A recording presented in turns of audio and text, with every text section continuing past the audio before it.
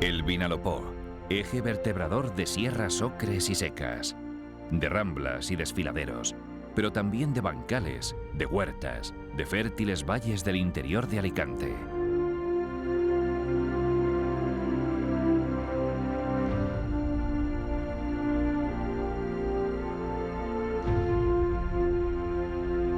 En uno de ellos, el Valle de Elda, el río se redondea como un cordel y se hace frontera. La puerta entre la meseta y el mar Mediterráneo. Ese gran meandro del Vinalopó, cuyos márgenes y sierras aledañas empezaron a poblarse hace más de 6.000 años.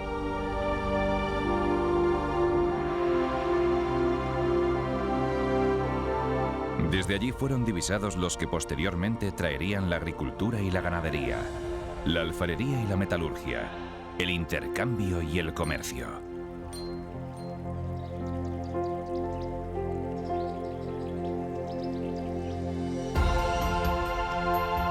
La historia del Valle de Elda, un enorme recorrido que nos es narrado en el Museo Arqueológico, donde se estudian y se interpretan las huellas que ha dejado el hombre, sus restos materiales, el patrimonio arqueológico. No es esta una historia escrita con mayúsculas, de nombres célebres, de ejércitos, fechas y batallas. La arqueología nos habla de la vida cotidiana de los seres humanos.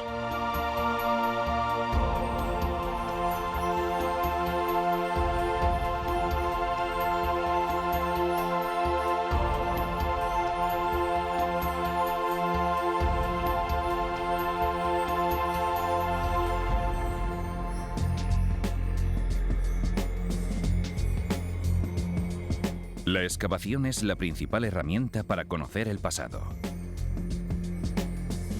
Tras una fase de prospección y decidido el lugar de la intervención, se comienza a excavar por capas, normalmente horizontales. Son los estratos arqueológicos.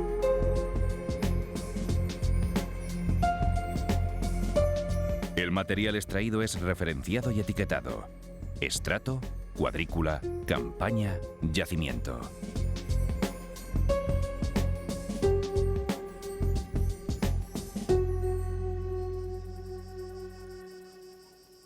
En el Valle de Elda, las primeras huellas del hombre se remontan al Neolítico, entre los años 2800 y 2200 a.C. Estos primeros agricultores se enterraban de forma colectiva en los abrigos, grietas y cuevas. En la cueva de la Casa Colorá han sido hallados varios individuos con sus ajuares y diversas pertenencias personales.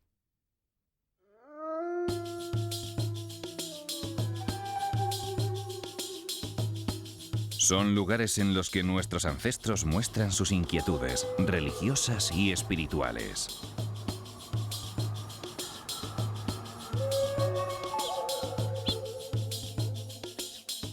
En el abrigo de la sangre, en la Sierra de Camara, existe un singular ejemplo de arte rupestre esquemático en el que aparecen representados varios motivos. Uno en forma de cruz, otro una silueta humana, así como diversos elementos en barra.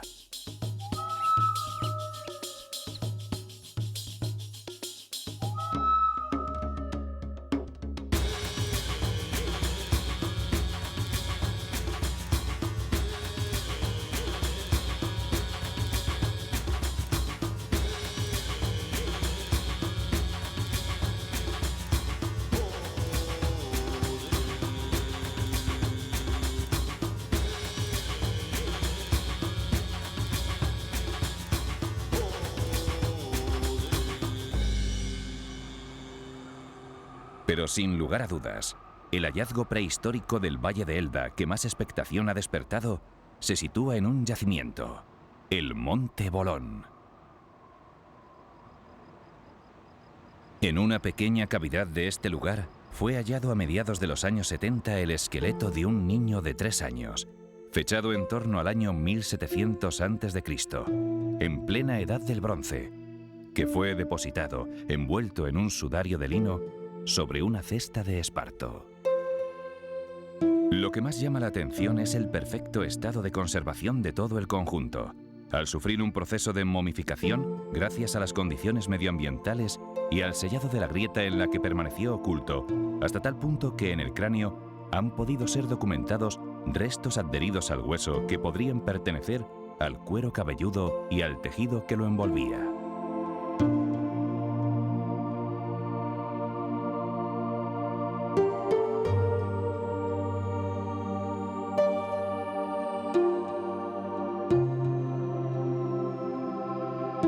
Por su importancia, algunos de los asentamientos humanos claves para entender la historia del Valle de Elda se localizan en altura.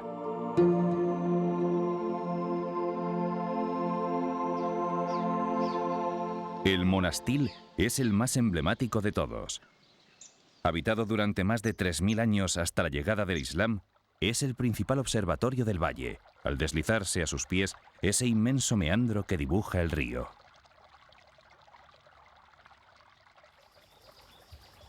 Paso natural, encrucijada entre la meseta, la Alta Andalucía y el Mediterráneo.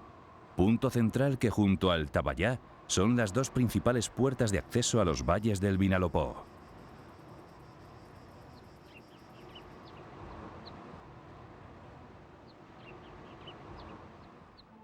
En la cumbre aparecen los restos más antiguos del Monastil, que corresponden al Calcolítico y la Edad del Bronce, momento de gran inestabilidad a causa de conflictos entre los clanes de la zona, cuyos asentamientos se elevan estratégicamente. Fenicios, griegos e íberos dejarán la huella más profunda en la comarca, que jerarquizarán durante varios siglos del primer milenio antes de Cristo. En el Monastil levantarán un entramado urbano. La aparición de 5 pilares de un almacén de cereal, perteneciente a la residencia de un jefe, demuestra una rígida sociedad estratificada.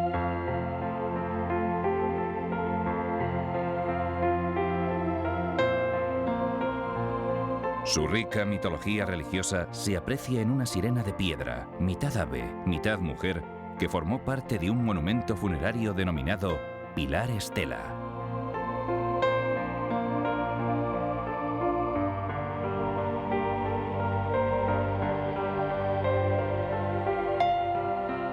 Las cerámicas ibéricas pintadas del estilo Elche-Archena, obra del maestro del Monastil, reflejan la sensibilidad de su arte.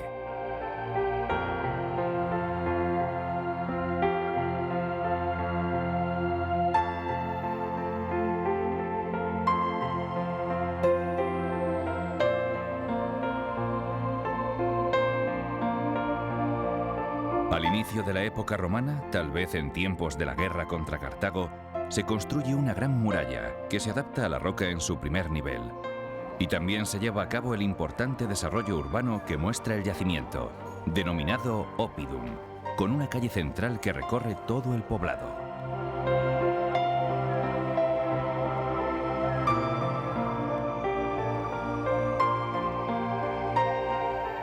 La estabilidad imperial hace que la población comience a ocupar varios asentamientos rurales del llano y se abandone la parte alta, que volverá a ocuparse posteriormente con la crisis del imperio.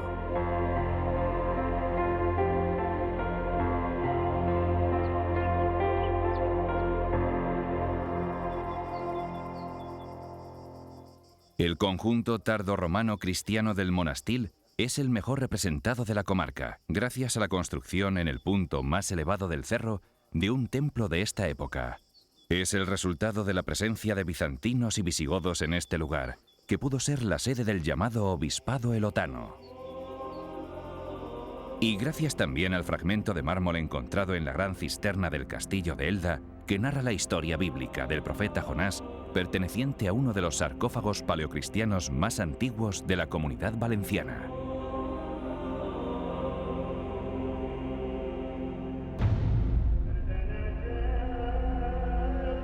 Con la llegada del Islam, el yacimiento entra en declive y el templo cristiano, probablemente en este momento parte de un monasterio visigodo, pudo transformarse en centro espiritual musulmán.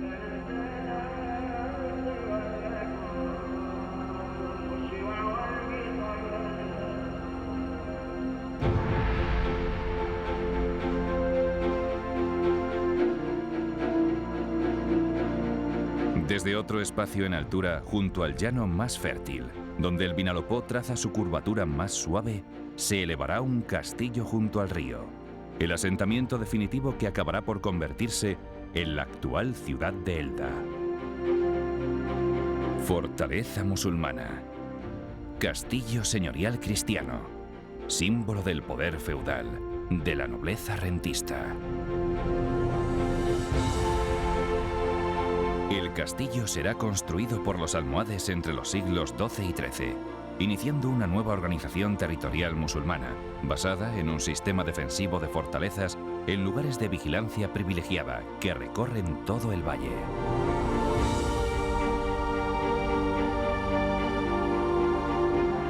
Testigo de guerras territoriales, de disputas por linajes y fronteras, de bodas aristocráticas, palacio condal hasta la edad contemporánea en que es abandonado.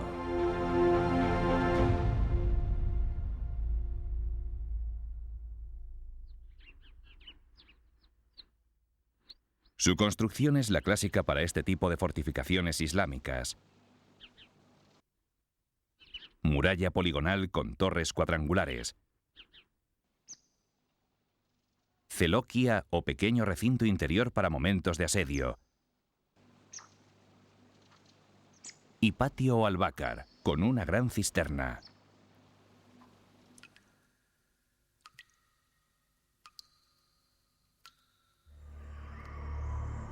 En sucesivas excavaciones han sido encontradas una pileta de abluciones para el aseo anterior a la oración y unas bellas muestras de cerámica.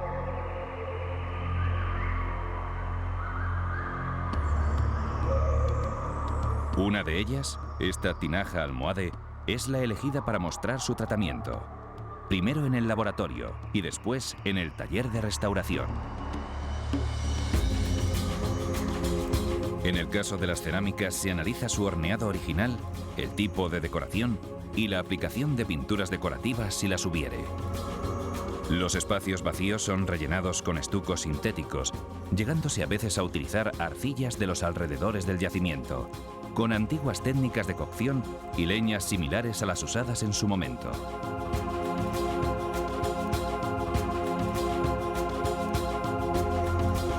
Al amparo del castillo, la población musulmana se va concentrando en sus márgenes, dando lugar a una alquería y posteriormente una medina islámica que albergará 2 mezquitas y casas con patios decorados con arcos y yeserías.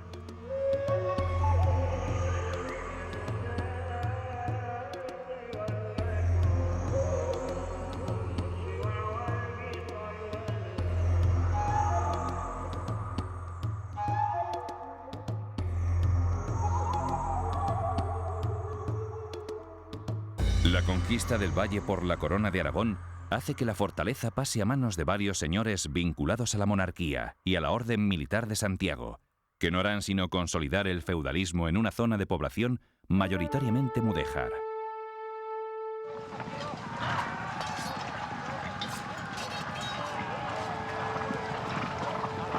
Después de las guerras entre castellanos y aragoneses, la villa y su recinto fortificado cae en manos de la importante familia Corella, de la Corona de Aragón.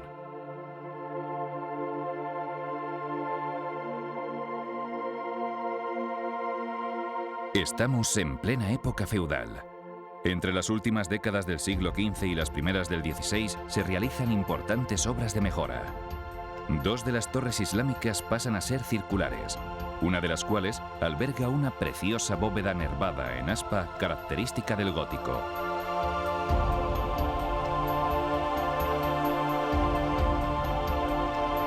Además de construirse la capilla dedicada a San Antonio. El Museo de Elda alberga bastantes piezas de esta época. Un fragmento de pintura mural de un cáliz hallado en la capilla. Un escudo heráldico de los Corella. Y varios ejemplares de alfardones decorados.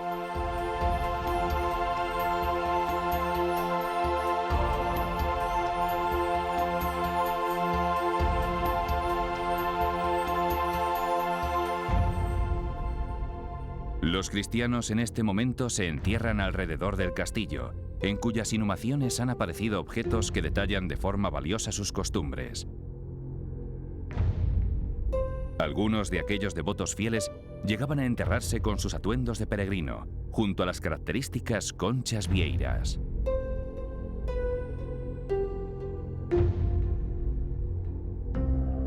Los Corella, venidos a menos, venden a principios del siglo XVI la baronía de Elda a la familia Coloma, dinastía muy ligada a la corona de Aragón, y posteriormente a la monarquía hispánica, que establecerá en la fortaleza su residencia principal. Comienza aquí la transformación renacentista del castillo, que pasará a ser Palacio Condal, al crearse en 1577 el título de Conde de Elda. La fortaleza se amplía y se mejora con un imponente antemural alrededor del antiguo recinto,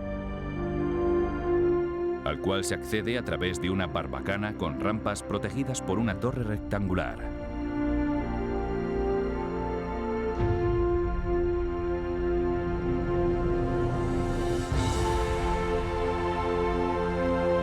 El interior aumenta y mejora sus estancias domésticas, nobles y administrativas, y también religiosas, como la antigua capilla, que será lugar de relevantes oficios eclesiásticos.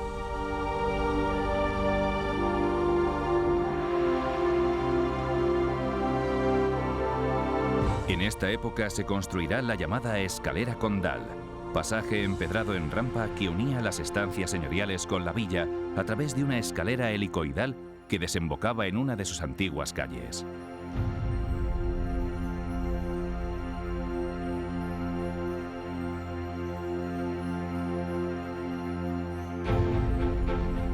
Los condes marcharán a la corte, primero a Valencia y luego a Madrid, y el castillo entra en declive hasta que es abandonado a mitad del siglo XIX.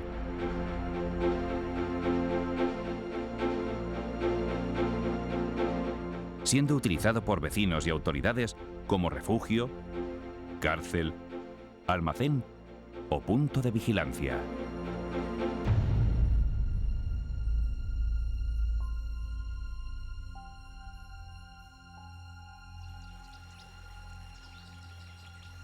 Próxima al Monastil, en la sierra que lleva su nombre, se alza otra construcción en altura, la torre medieval de la Torreta, lugar fronterizo entre Castilla y Aragón, en la Baja Edad Media. La corona aragonesa manda construir esta atalaya entre Elda y Sax, que además de proteger esta zona insegura, sirve para recaudar fondos por medio de peajes. Esta centenaria atalaya cristiana se construye con técnica de tapial, a base de materiales encofrados en cajones de madera.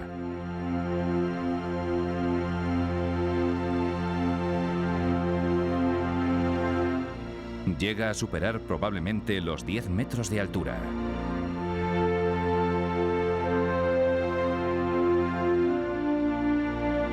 Será lugar estratégico hasta la Guerra de Sucesión, a principios del siglo XVIII.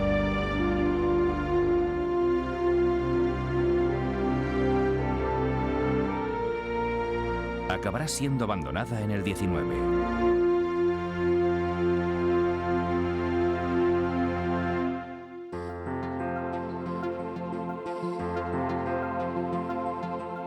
En este siglo termina el recorrido del museo. Su exposición permanente muestra restos de todas las épocas hasta la edad contemporánea.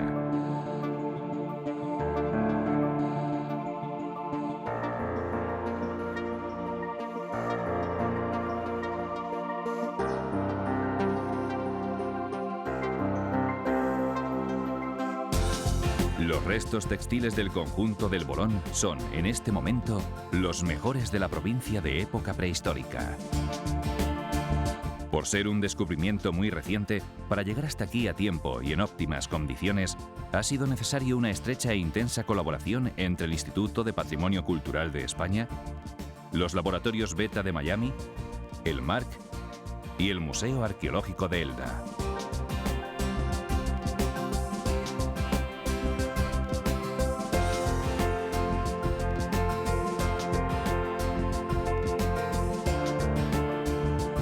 El MAE, además de organizar exposiciones y salvaguardar el patrimonio arqueológico, elabora y publica catálogos y monografías de sus fondos, entre otras actividades.